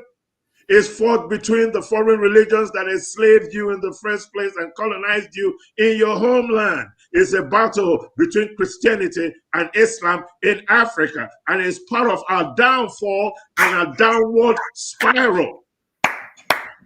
Say it again. For us to rise up and become competitive in the world again, we must pay attention to our primordial core, our religion, our spirituality, so that at least at some point in time, maybe 1,000 years from now, through the edifices that we build that promote our spirituality and our culture, perhaps they will talk about Africa, the way they talk about Mecca, the way they talk about Rome. That's my thought. That's how I feel about it. Yes. Thank you. Excellent. Excellent. You know what? Thank you so much. You know, I brought in that while you were speaking because many people hadn't seen Makiba, you know, and what she was saying. So I wanted to play that while you were speaking, because what she was saying is exactly what you're saying. It's exactly what you're saying. And now this is the time for truth, you know. We're not here to entertain anyone. That is not the objective. We are not here to entertain you. We're here to tell you the truth. And then we want to see, now that you know, what are you going to do about it? Are you going to go back and say, oh, that was fun, that was nice? Or at least we are hoping that we motivated you enough for you to think, okay, what do I do now? We showed you that we need to build the OBI OBASi, our place of worship. And I don't care what you donate. I don't care if it's $3. When you make a donation, you're buying a brick. You're buying for your name to be on that building, saying this building was constructed and I was a part of it. Any donation we get, we record your name to say, once the Obassion is built, Dr. Simone already sent her own money. She already bought a brick. I bought my brick. Ochoa just bought his brick. Are you going to buy a brick? The brick is however much you want to send, it's going to have your name on it. It's going to have it. I want it to be so everybody gets a chance to say, I was a part of this. So the whole wall, the whole building is going to have a list of everybody who helped this become a reality. Now, I went to the supermarket and I was asked, do you want to donate to Ukraine? Of course I donated. Why not? But I asked myself, if I said, do you want to donate to the Congo? How many people would donate? Yeah. Do Black Lives Matter to everybody? But I was asked immediately, donate to Ukraine. I think what's happening in Ukraine is awful. Horrible. It's horrible. I don't even know how to describe such inhumanity, man's inhumanity to his fellow man. But we also want you to think about donating for your own something. Because there's so many lives that we can change when we build that. We can provide education. We have a part of it that's based on African tradomedical research. The building is being constructed in Nkporo. It's constructed in Nkporo because His Holiness, Ahaike Oke Onyoha, is from Nkporo. This was his vision. He deserves for it to be built where he's buried. And duplicated. And duplicated. Now somebody says the Europeans don't need our money. Yes, we need our own money. But this is the African heart. This is who we are. We're generous people. But unfortunately, we're generous to other people. We're not generous to our people. We used to be generous to each other, but we're no longer that. If this becomes a reality, it's because people of African descent, because I'm not out here begging anybody else. I'm asking you. Everything that I disseminate, I'm asking. And whoever else is interested is welcome. But if this thing becomes a reality, it's because you made it happen. If you can't donate, it's simple. Cash App, $ OGELE. It's that simple. I want to see how many people at the end at the end of this program. I want to see how many people, because I'll get the alert. I want to see how many people here donated anything. Because you can't talk about something that needs to be done and you don't want to be a part of it. You've got to be a part of it. You know that money that you're about to use to go buy McDonald's, they don't need your money. Send it to us. You can have McDonald's tomorrow. Yes. But today, I want to see. I talked to Ichie Ono in Nigeria.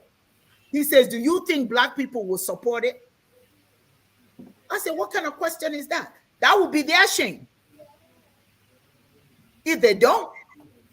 Yeah. Because you can't talk about what other people are doing, and you're presented with an opportunity to create this thing. There's nothing holding us back. We've got the land. We have thousands of hectares of land to do whatever we want. The land is not an issue. It's the will that will be the issue. Sometimes when we donate to each other, we say, well, what are they going to do with it? Once you give something in the name of Chineke, don't focus so much on what they're going to do with it. Give it because it's the right thing for you to do.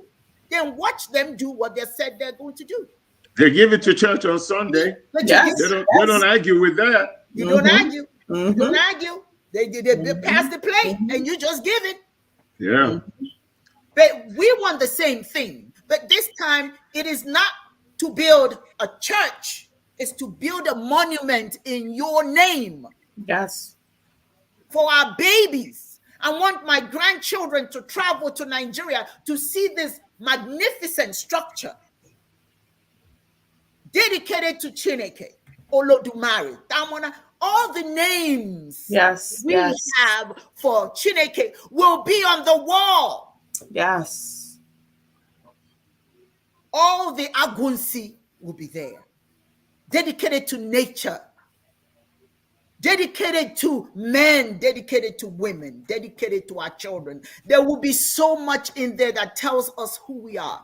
But can we do it? I believe in you. I believe in you.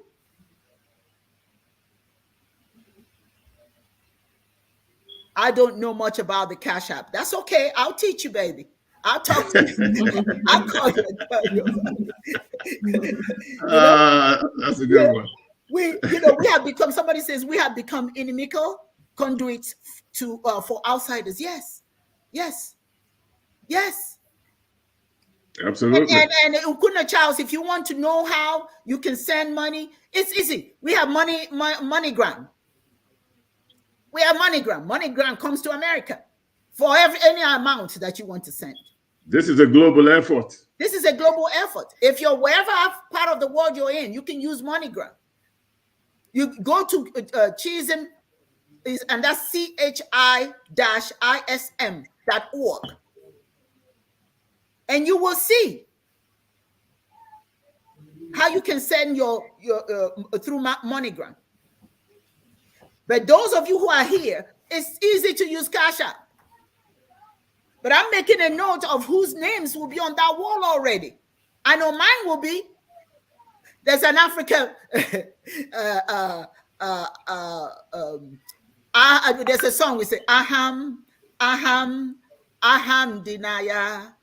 Aham Dinaya.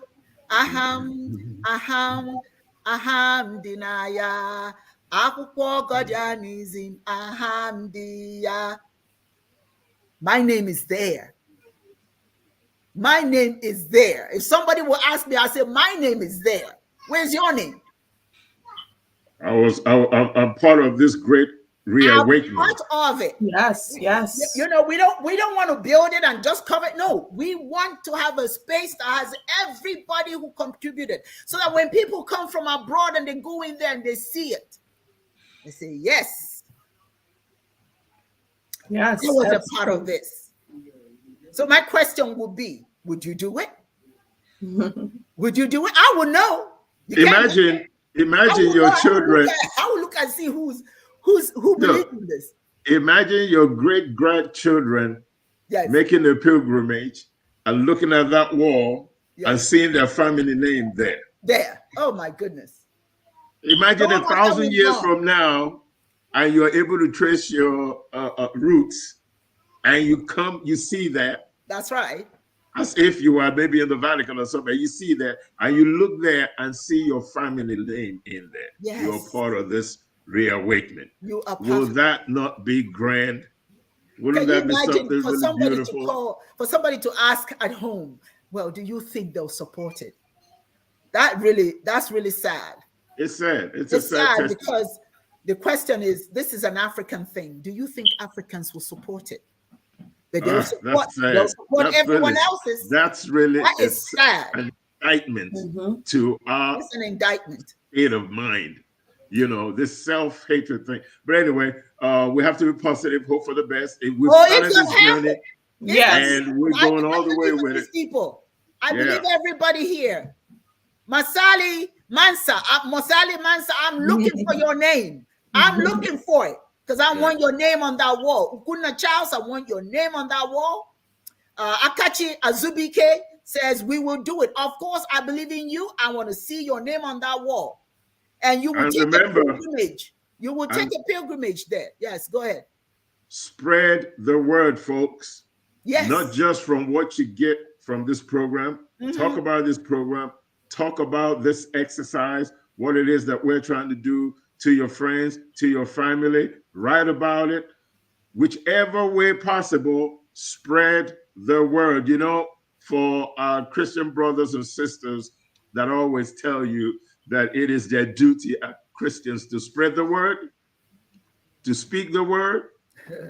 Well, it is your duty as an African to spread the word about this project, about your spirituality, about cultural promotion for you, your children, your grandchildren, and for the generations after you, so that 1,000 years from now, they will be glad that we lived.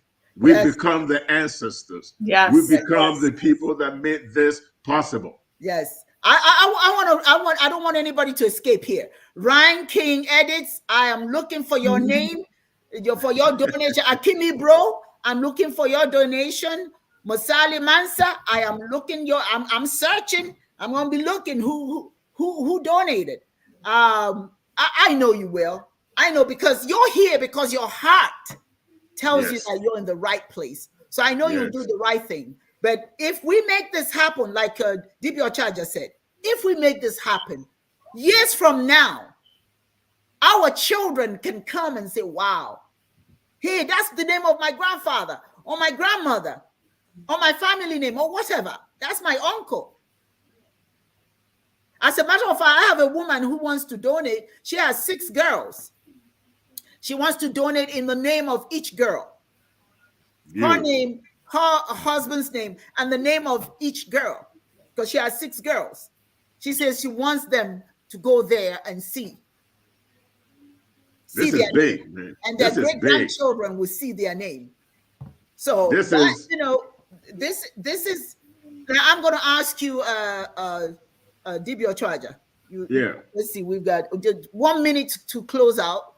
Because we got just about 4 minutes. Go ahead, 1 minute. Now, we talked about FESTAC and the implications of FESTAC and how big it was. And if we had continued it, just how great it would have been for our global African communities. Yes. And I'm telling folks out there, if we build the OBI OBASi, if we build edifices to honor Chineke, our ancestors, to honor ourselves, our children, and generations from now, to honor Africa, to show that we are and always have been capable of original thinking.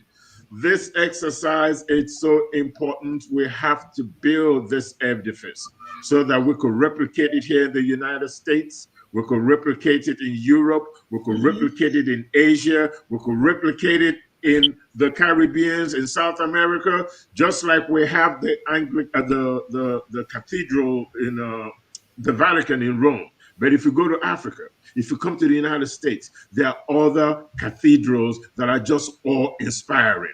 You go to Mecca, you have the Kaaba. But if you come to Nigeria, there are Muslim mosques that will just blow your mind. There are mosques here in America that will blow your mind.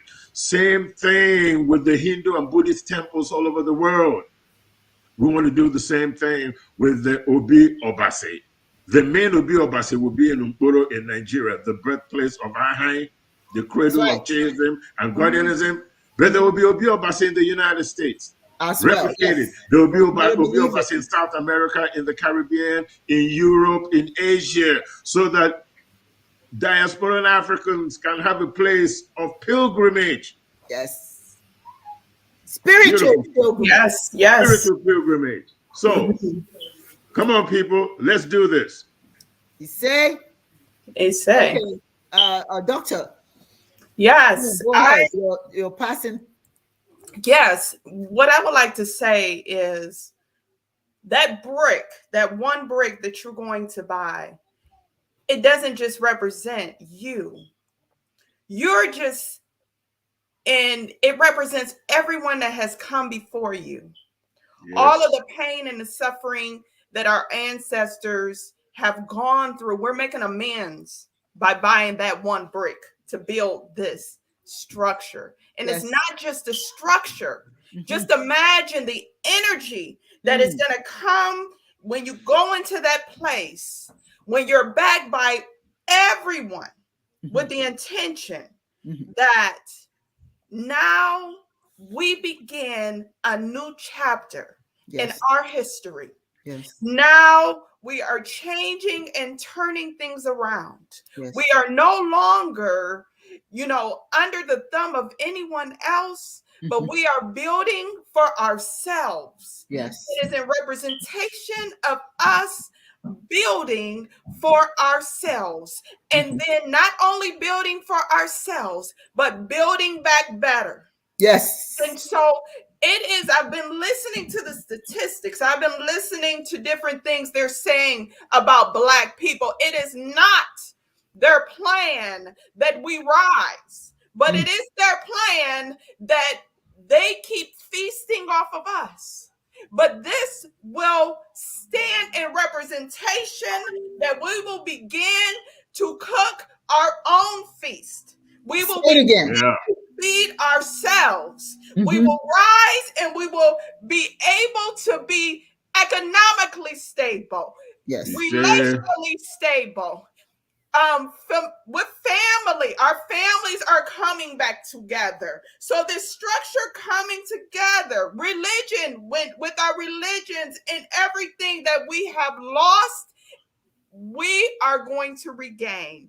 And so this structure is not just in representation of a structure, it is a representation of the start of a new beginning for our people. And so when you donate or you donate on behalf of your children and your kids and yourself, and however amount you donate, know that you're giving your best in representation of those who came before you, of those who suffered under the hand of our subordinates, who subordinated us for all of these years, and we're left with very little of nothing, but we have the opportunity to create something.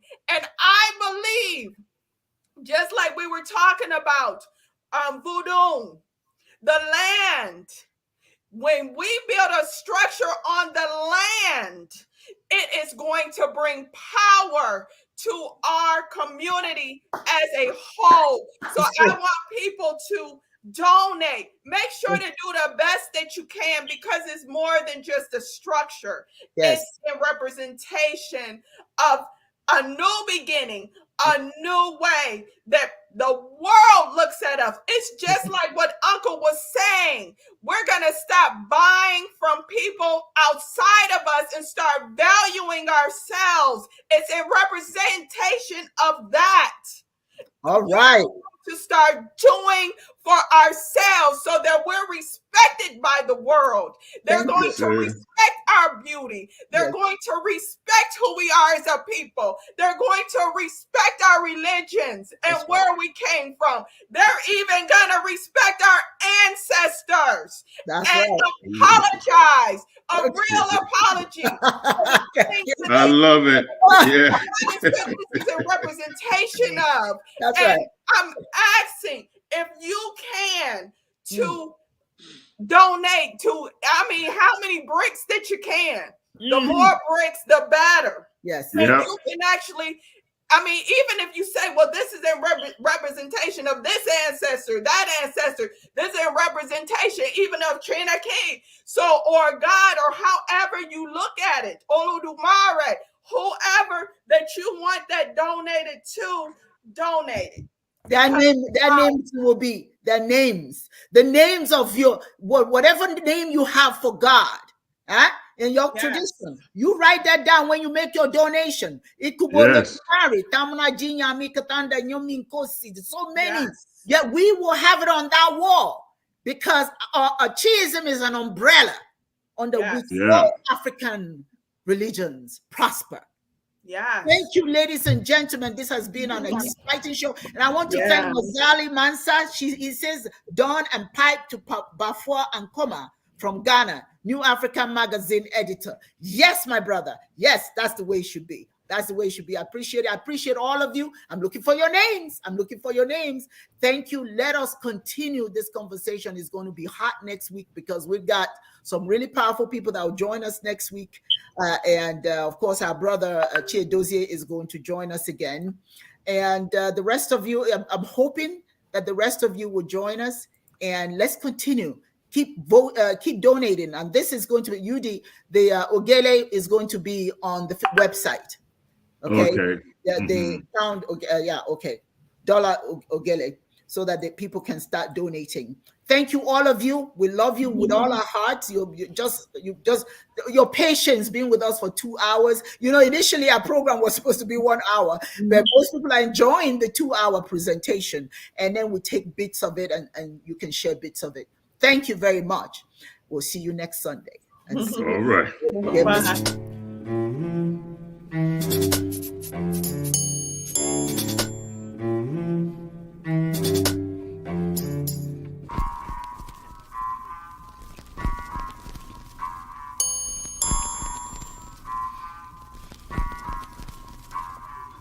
Anyị na-eto Chineke onye kere ụwa. Anyị na-eto Chineke eke kere ụwa. Anyị na-eto Chineke onye kere ụwa. Anyị na-eto Chineke eke kere ụwa. Maka ihe ọma niile o mere anyị. Anyị ekele Chineke. Anyị ekele onye kere ụwa maka ihe o mere anyị. Anyị na-eto Chineke, anyị ekele Ọkatọnda, anyị ekele Olodumare maka ihe o mere anyị. Ọ nọ n'aka nri n'ihu anyị, n'azụ anyị, n'aka ekpe. Ọ nọ n'aka nri n'ihu anyị, n'azụ anyị, n'ihu anyị. Anyị ekele Chineke, anyị ekele Chineke, anyị ekele onye kere ụwa maka ihe o mere anyị. Anyị ekele Yame, anyị ekele Ubangiji, anyị ekele Nkosi maka ihe o mere anyị.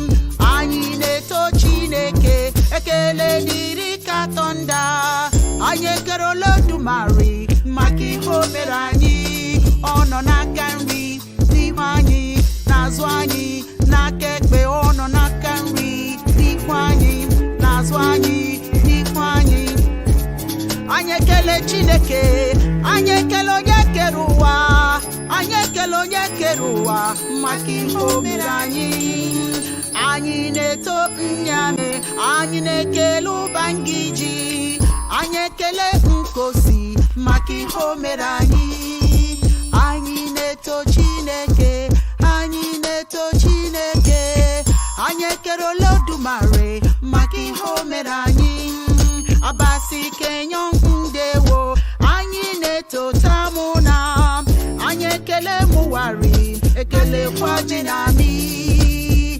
Anyị ekele Chineke, anyị na-eto Katọnda, anyị na-eto Olodumare maka ihe o mere anyị. Anyị ekele ya o, anyị ekele Chineke, anyị ekele onye kere ụwa maka ihe o mere anyị. Chineke eke kere ụwa, anyị ekele onye kere ụwa maka ihe o mere anyị. Anyị na-eto Chineke, anyị ekele onye kere ụwa, anyị ekele onye kere ụwa maka ihe o mere anyị.